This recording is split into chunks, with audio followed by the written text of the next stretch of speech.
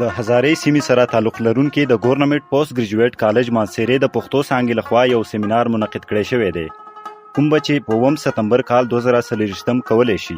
دا سیمینار به په 2 برخو مشتمل وي چې په اوله برخه کې به ښاغلي ستر ادیبان ډاکټر یار محمد مغموم صاحب څوک چې د تمغې امتیاز مالک دی هغوی په روحاني تحریک او د هغوی په ادبي خدماتو رڼا اچوي.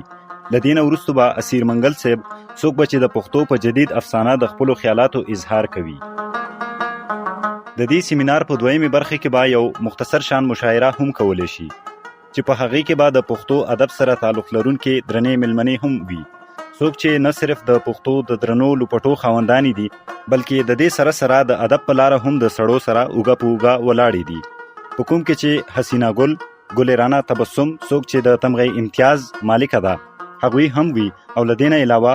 ځینې علاقهیز ادیبان او شاعران هم وي څوک به چې د خپلو کلامونو په ذریعه د اوریدونکو زړونه محظوظ کوي.